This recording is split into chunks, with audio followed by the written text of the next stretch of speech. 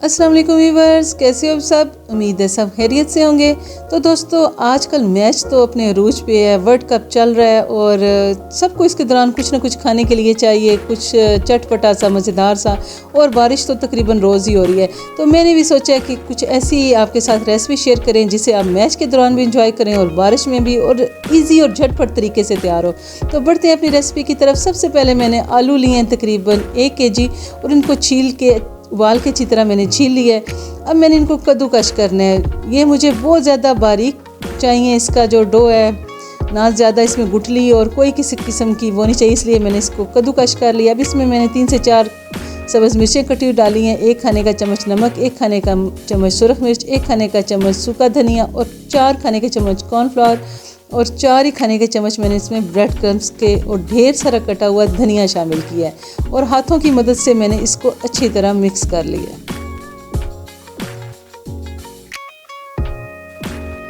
अब मैंने इसको काउंटर पे शिफ्ट किया और इसके 2 बराबर हिस्सों में इसको काट लिया। एक हिस्से को मैंने हाथ की मदद से इस तरह सेट करके फैलाना शुरू कर दिया। इसको मैंने तकरीबन आधा इंच मोटाई में और रेक्टेंगल की शक्ल देनी है।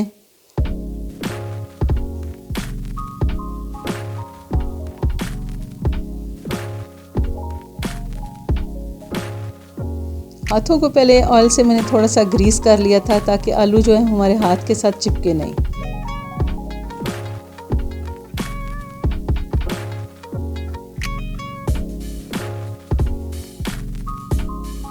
अब मैंने इनको इस तरह कटिंग करते हुए 4 बराबर हिस्सों में काट लिया है।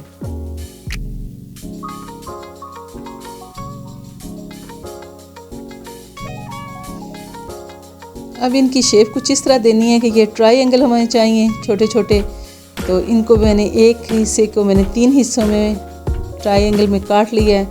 ये देखें हमारे पास ज़बरदस्त सा रेडी हो चुके हैं। अब दूसरी डो को भी मैंने इसी तरह फैला के और उनको मैंने दरमियान से कट किया है 2 हिस्सों में और इस तरह उसको भी शेप में काट लिया है। ये हमें इस तरह चाहिए कि जैसे एक ब्रेड का पीस होता है उसको दरमियान में हम कटिंग करते हैं, इस तरह हमें इतना बड़ा पीस चाहिए। क्योंकि मैंने 2 शेप बना रही हूँ, ज़रा छोटी है एक ज़रा बड़ी है, इसलिए जो आपको अच्छी लगे आप उस तरह की शेप में इसकी कटिंग कर लें। तेल मेरा पहले से गर्म था, मीडियम फ्लेम पे था, ना इसमें बहुत ज़्यादा लाइट फ्लेम रखनी है ना हाई रखनी है। मीडियम फ्लेम पे इसको मैंने जैसे तेल अच्छा सा गर्म हुआ है, उबलता हुआ तेल नहीं था, मैंने इसको इसमें डाल दिया है और दोनों साइड से अच्छी तरह सुनहरा होने तक और अंदर से मज़ेदार से क्रंची क्रंची होने तक मैंने इन्हें फ्राई करना है।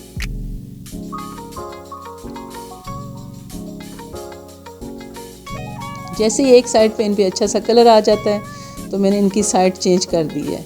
ये इस वक्त थोड़े से अंदर से नरम होंगे। जैसे ये दोनों साइड से अच्छी तरह पक जाएंगे ये अंदर से भी बहुत से क्रिस्पी और क्रंची निकलेंगे।